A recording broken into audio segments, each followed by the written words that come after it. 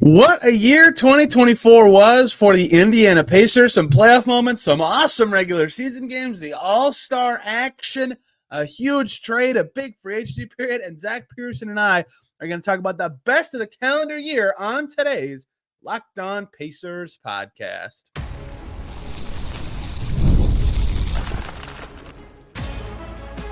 You are Locked On Pacers, your daily Indiana Pacers podcast, part of the Locked On Podcast Network, your team every day. What up, y'all? Happy Tuesday, and welcome into another edition of the Locked On Pacers podcast, where we, of course, talk about the Indiana Pacers. As always, my name's Tony East. I cover the team for Forbes, and today, one of my favorite yearly shows, the best of the year, looking back at all the major moments, games, sequences, plays, whatever, for the Indiana Pacers in the calendar year. Zach Pearson's joined me for this, I think, 4 or 5 years in a row now.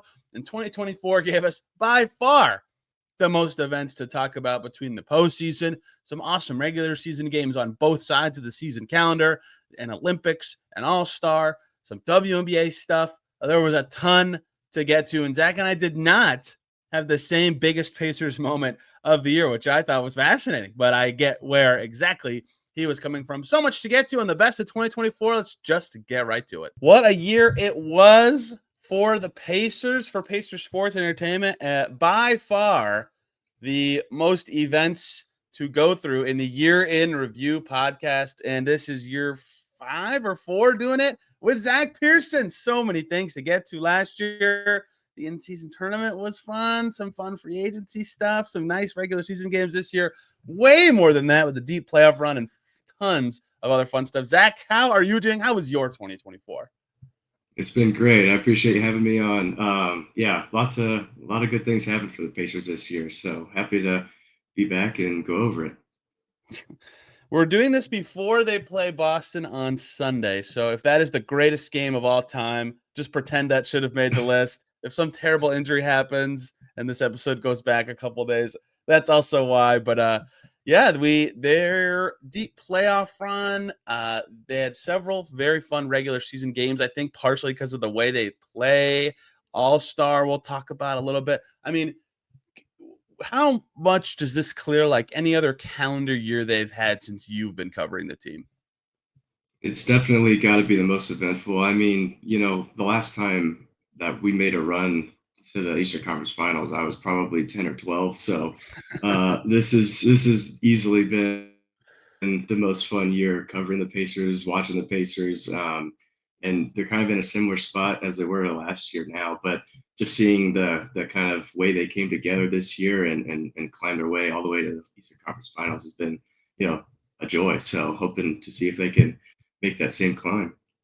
Yeah, I had trouble not just doing like all playoff moments, but I'm assuming we have very similar top of the lists. What's your number one? Number one Pacers moment of the year? Number one, I'll kind of go back and forth a little bit because I kind of try to view it as what made me get out of my seat the most. I'm going to have to probably say Nembhard wins it over New York. Just the way that the shot looked like it wasn't even going to be able to get off. He bobbles the pass, way outside the three-point line, in Indiana. Just the crowd goes crazy. Tie game. It's really tough to beat that playoff atmosphere. To me, that's got to be in my top few moments of the year for sure.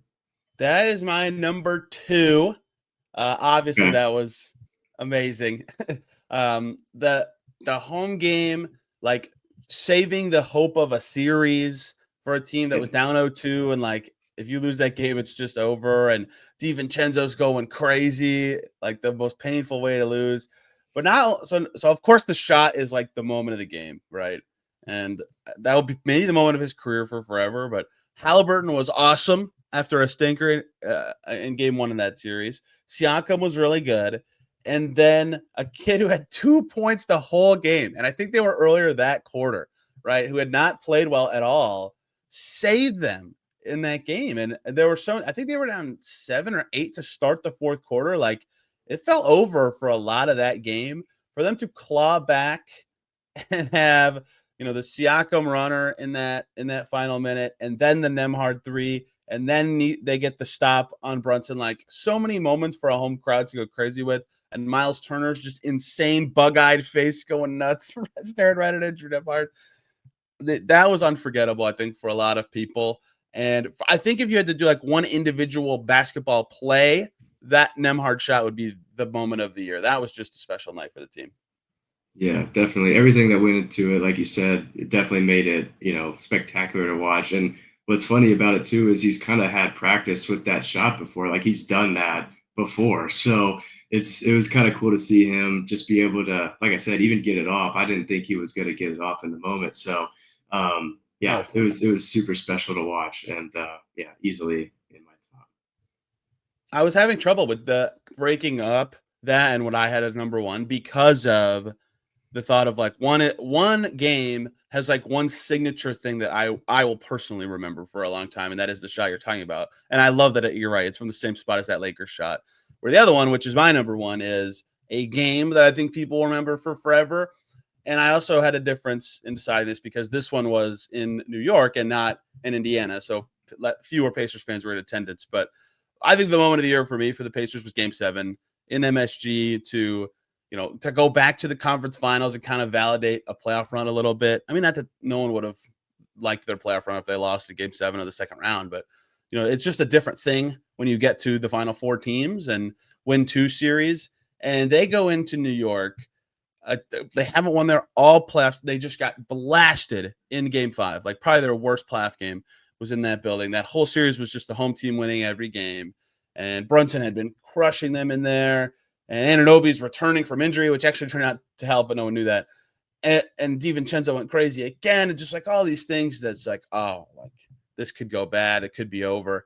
And instead they have the greatest Game 7 performance of all time. And it won't be remembered that way because it was the second round and not like a more major series. But they couldn't miss for 2.5 hours. Every time the Pacers tried to do something, it just worked. They win by 21. They scored 130. They had the most Pacers-y game ever. Myles Turner had 17 points on 11 shots, and that was their worst offensive performance for a starter.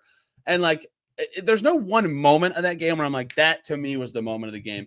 But the way I'll remember that game forever, and why I have it number one for a million reasons, is the third quarter where the Knicks were like kind of surging. They weren't in it. They were still down like 12 or 13. And then Aaron Nesmith, of all people, just goes crazy with mid-range jumpers. Like, what are you supposed to do as the Knicks if the Pacers are playing that well and can't miss and everything is going right? And TJ McConnell comes in off the bench and kicks your butt, and Isaiah Jackson doesn't miss a shot. Like, it's just like fandom euphoria for so many people to have a game that you're tense about go that well to win a series. That might be a lot of people like their favorite game ever or among their favorite games ever. That was my number one, even though there wasn't like one moment from the game that like the Nembhard shot latches into my brain.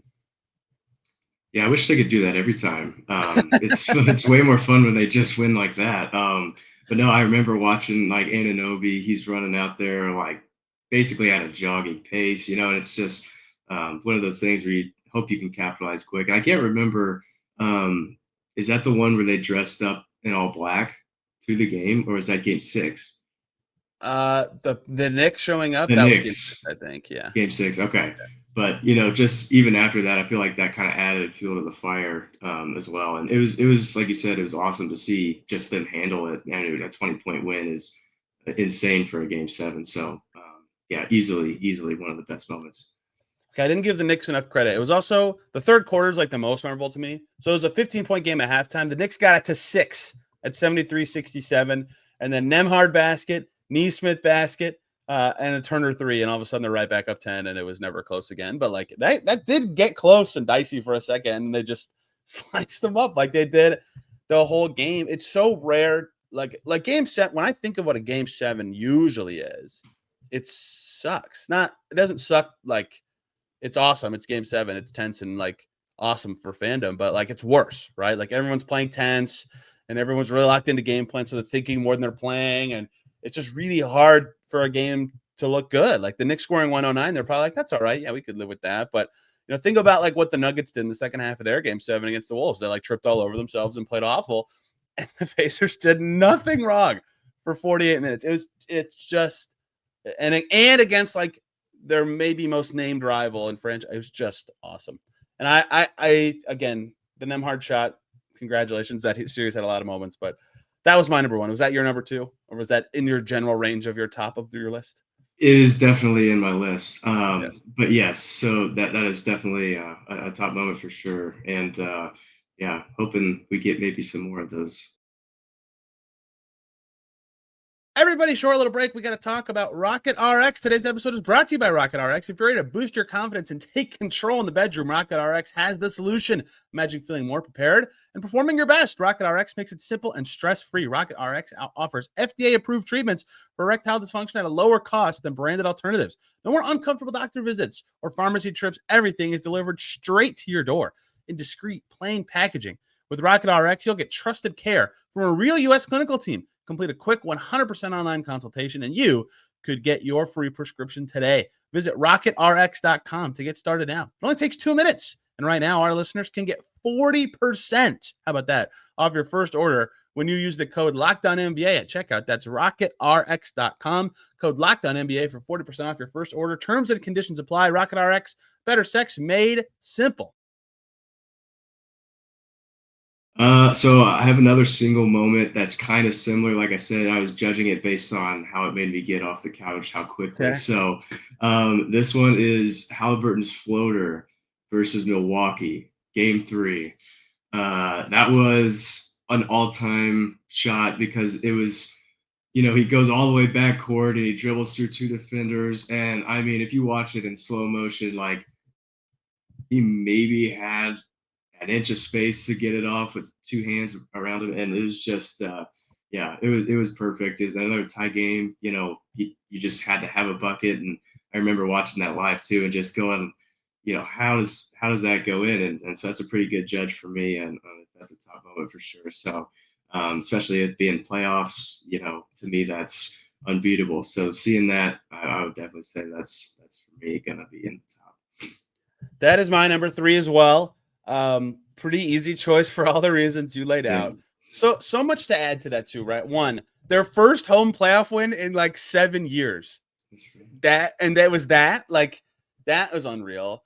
And that game was insane, right? They could not vanquish Chris Middleton. They couldn't do it. That dude would just go down and hit whatever shot he wanted. And it felt like, man, if this goes to another overtime, like, how are you going to feel about this? And he got by Pat Bev.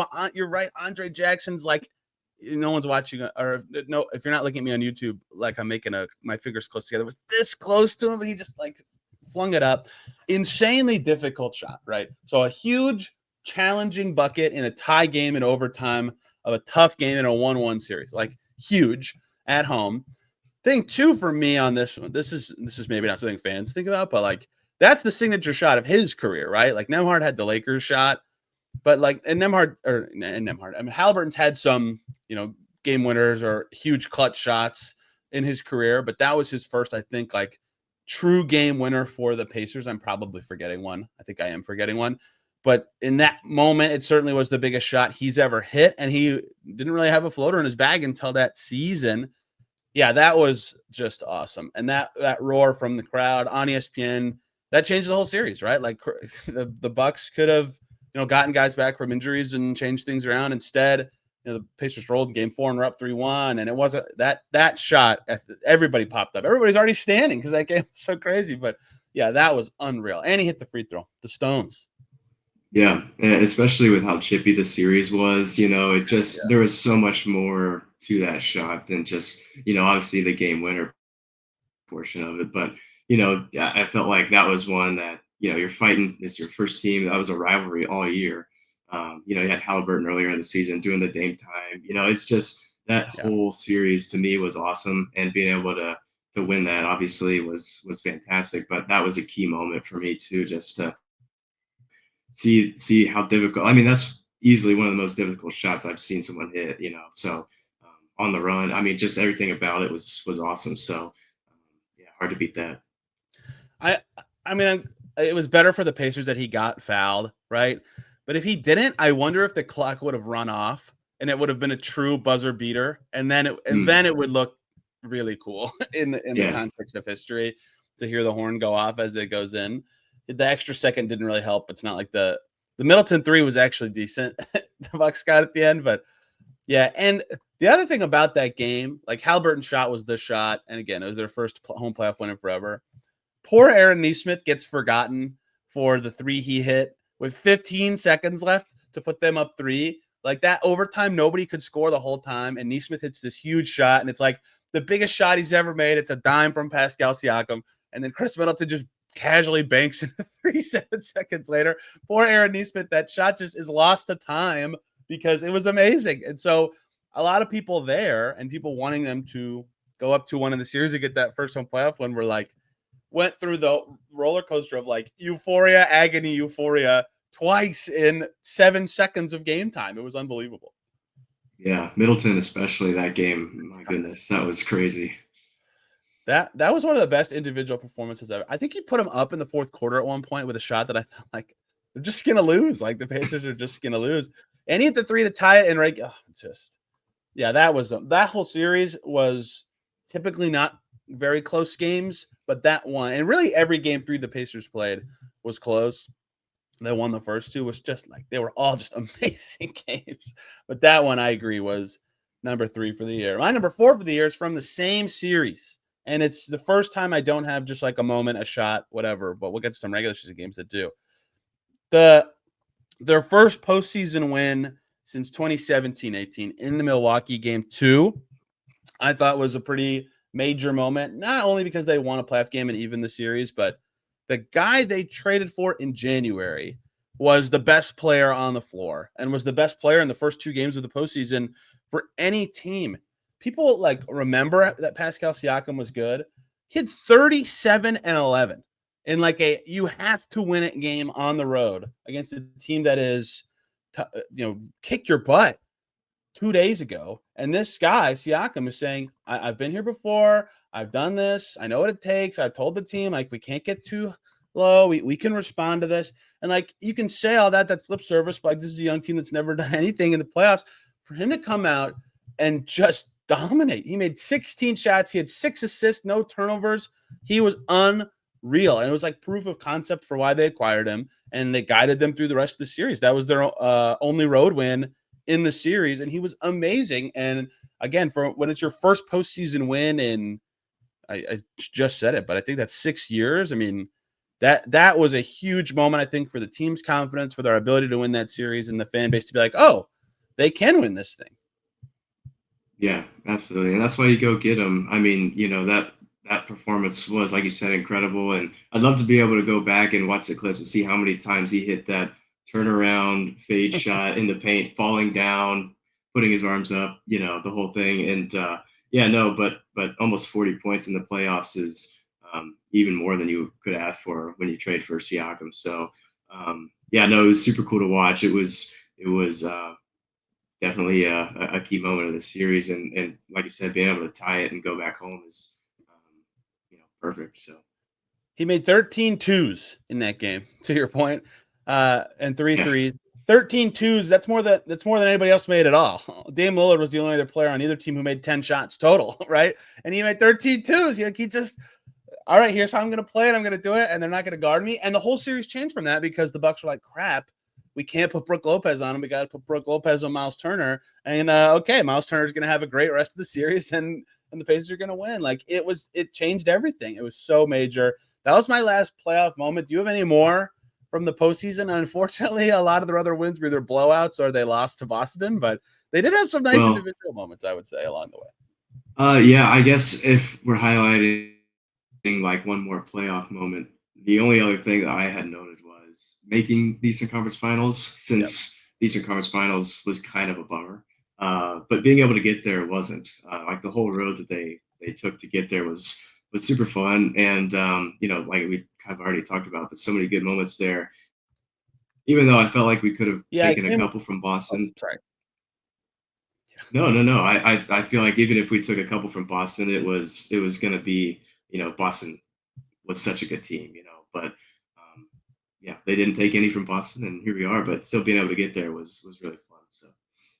Yeah, game 1 will be the opposite memory of a lot of other games for Pacers fans. after Nembhard put them up 3 in that fourth quarter, I think a lot of people thought they had it. Like they played great. And then they fall flat on their face and they go to overtime and they just get destroyed in the final minute. Game 3, a lot of people remember because it was close and they had a chance. They were in that cool football play and they fouled Tyrese. Just all it was all so close. Jaylen Brown, was that the corner 3? Yes, that was game 1. Yeah. Okay. Yeah, that was brutal. That one is the one that I think that you could argue that they had it, right? They did. They beat themselves, right? They talked about it. They should have called timeout. They threw it into the backcourt. They didn't foul on the 3. They didn't do well in overtime. I mean, I could go on and on about how ugly it was. And then game 3 in their building, they lost by 3 also, right? And they ran that sick play to get Aaron Nesmith a 3 late. But in that one, too, they were ahead really late, and they couldn't. I mean, they have a problem handling the Celtics in the final minutes. Like they even had that regular season game this year that went to overtime. That was really awesome. But they were down 7 in the fourth quarter of game 3, came all the way back to make it a game, and were ahead. I think they were ahead in the final minute at one point, or tied. Yeah, it was tied with 38. No, they were ahead. Yeah, with 38 seconds to go, and then they blew that one too. Like they just nothing exciting in terms of moments because they lost every game in heartbreaking fashion, but so close to having 2 games with exciting moments with baskets in the final minute. That's the opposite of best of 2024, right? Yeah, we'll put that on the other pod. No, but yeah, so that'll be there is no worse stuff. Yeah, no. Well, alternate timeline podcast. Yeah, that'd be fun. All right, I have 3 regular season games. Do you have any regular season games? Nope. Okay, I will run through them so people can remember. One more break here, guys. Got to talk about Rocket Money, who can help you find any subscriptions you forgot about or that you were paying for twice. It's happened to countless people. Didn't even realize they were paying for something, and Rocket Money made it easy to track it all down. It's like having a personal assistant for your finances. And Rocket Money, that's exactly what they are. A personal finance app that helps you find and cancel your unwanted subscriptions, monitor your spending, and lower your bills so you can grow your savings. It brings everything together in one place, whether it's subscriptions, spending habits, goals you want to hit this year. And Rocket Money has over 5 million users and has saved over $500 million in canceled subscriptions, saving members $740 a year when using all the app's premium features. And that subscription tracker is one of the best. People can use to cancel services they're not using anymore and save a ton of money. And their goals feature means you can automatically set aside money for your future. No more stressing about budgeting. Cancel your unwanted subscriptions and reach your financial goals faster with Rocket Money. Go to rocketmoney.com/lockdown today. That's rocketmoney.com/lockdown. One more time, rocketmoney.com/lockdown. One is from last season, but still this calendar year. I'm surprised you don't have this one. Your guy with the game winner, Devin Booker, 62 points. Pacers down 17 in the first half. The Phoenix Suns look unbeatable. The Pacers not particularly playing well this time of the calendar. Haliburton's been in and out of the lineup. This game he is not playing, and they're playing a very good team. Pascal Siakam, 31. Aaron Nesmith, 22. Andrew Nembhard, 22. Obi Toppin, 23, and a game-winning layup with 3 seconds to go. For a team that needed a win to beat a good team, that's huge. To win without Haliburton is huge. Toppin on that putback after a Siakam miss and his own miss. And to do it without Haliburton was huge. And to beat someone scoring 62 points in your building, that game had it all. It had an epic score. It had a game winner. It had 264 points. That one was awesome. Yeah, tough to beat, like you said, like an Obi Toppin. He did that a couple times at Dayton, just vintage. He's always around the rim, so it's like, you're kind of hoping for that. But I honestly, I didn't remember that. And so looking back, I forgot Booker had 60 points. That's like, how do you lose that game, But yeah, no, Obi Toppin being able to tip that in is definitely special. I totally forgot. I think a lot of people forget that one was this year. Like it doesn't feel like it was in the last 366 days we had a leap year. Okay, another regular season game that this one is probably the lamest thing I'll say the whole day. But when they weren't playing well, they were playing okay at the time. This time of the year, they needed like a moment where it felt like they could win against a good team and show it like a playoff level. They played the Lakers in Indy and they held them to 90. And LeBron had a really bad game. He had 16 points and 5 turnovers. And Anthony Davis was pretty good, but was limited. And on the other side, Haliburton went crazy. Siakam had a double-double. Like, they had a lot of balance. TJ McConnell was awesome off the bench. But that was the first time, or one of the first times all season, they won scoring less than 110, and they beat a good team doing it. And LeBron was in the building. And I just remember that leaving that game and thinking, man, like, if they can do that like once in the playoffs, like, they can win series, right? And they hadn't done that at all hardly against good teams. I remember that game pretty well as well. That's not really like a best of the year moment, but beating LeBron in Indy and doing it in a way that is encouraging, I do remember that game pretty well. Well, yeah, anytime you can beat LeBron in Indy is a moment of the year. I mean, thinking back to all the battles that they've had, and I've been to a couple of Heat Pacers games way back when it was a playoff battle, and that crowd does not like LeBron. So anytime you can go in and do that, I feel like it's special, and that the stadium's always packed for it. So it's a good atmosphere always. My last one that's a regular season game, it features a moment, like you said. A game the Pacers nearly blew it. They were up a bunch in the fourth quarter, and the Celtics roared back to tie it. It goes to overtime. Pascal Siakam, his first de facto game winner with the Pacers, 7 seconds left against Boston, just ripping that three from the top of the key to give them that win. They sucked to start this season. They barely beat Detroit. They lost 3 in a row right after that. Everybody thought they were about to be 1-4 to start the season, and they got saved by awesome play from their stars, and they had an awful 8 minutes to close regulation. No doubt about it. They were up almost 20 points. They were up 20 points in that fourth quarter, and they blew it. That was almost disaster. But their stars saved them with huge plays all night. I mean, Haliburton had 17 and 12 that game, and then Siakam had his season high with 29, 11 boards, 5 assists, and his biggest individual one shot for the team. That was a huge win for this season. That was probably the only moment for this season I was like, yeah, that has to be in there, even though they've had some fun games this year. And to beat the team that vanquished you last year in Indy, I thought that was a major moment. Yeah, that was definitely super fun, and like you said, the reason you get Siakam, he's able to do stuff like that. But especially like you said, being almost 1-4 is not an ideal start. So being able to take care of a team, especially with their caliber, is kind of a way to set the tone. And we've kind of floated around since then, but finding our way just a little bit. So yeah, no, Siakam, huge props. Do you have anything else on your list? So I guess we can stay on topic. The other thing I had was simply trading for Pascal Siakam. I had that in my honorable mentions. Yes. Yeah, I think it's definitely worth noting, and like you said, we've talked about it already, but he's changed kind of the trajectory of what the team was able to accomplish so far. I mean, we wouldn't have, I don't think, won against Milwaukee without him, and being able to go as far as they did is mostly because he was able to be as consistent. Now, a few games, maybe not, but overall, easily their most consistent player, I'd say, so far. And, trading for him is easily a huge moment for the franchise in general, not just this year. Yeah, this front office, and really, like, for a long time, the franchise hadn't made a huge trade like that, right? That already is a moment. I mean, maybe, and so what I had on my honorable mentions was just Siakam transactions, because the trade itself, obviously, had they lost in the conference finals and he left, was worth it, I think, if you make the conference finals. But he re-signed too, right? And it's a little different because it's a re-signing and not just a straight up like poaching a guy from another team kind of deal, but probably the best player they've ever signed ever, and has been their best player this year, right? Like, there's a chance they sign an all-star in free agency last year. And again, they already had him, but like, that's a huge deal. And like, they traded for a guy who, plays in a way that in the playoffs is even more important. And to go out and do that and believe in your team enough to do it and have it prove itself to be right. And then the 2 picks you give away already are done and don't look scary in terms of your fear of what they're going to look like yet.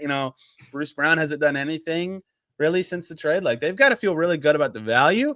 They've got to feel great about the guy they got and that they were able to keep him. And I know transactions are kind of a boring thing and kind of as a best of the year kind of thing, but it's all going very well. It continued to go well. And they got a player who's talent-wise one of the best, I don't know, 2015 in the history of the team. Like, he's been awesome for them. That's a huge deal, I think, for the franchise. Yeah, absolutely. I think it's tough to beat getting a player like that caliber, and then being able to re-sign him, I think, says a lot too about the team and the chemistry that they were able to build too, and hopefully that they can continue to, kind of, it's pretty much the same roster. So hopefully you can kind of find that juice again that kind of carried you all the way, and maybe we'll be talking about playoffs next year as well. So, they're 15 and 17 as we're talking. Maybe yeah, 15 and 18, maybe 16 and 17 when this is out. But yet, we'll see where they end up in terms yeah, of we'll see. this seeding, or for playoffs for next year. I have 3 other things written down that are actually not at all really Pacers specific. One is a little bit that I will run through. One is All-Star in Indy is very generic. It was just in the city they play.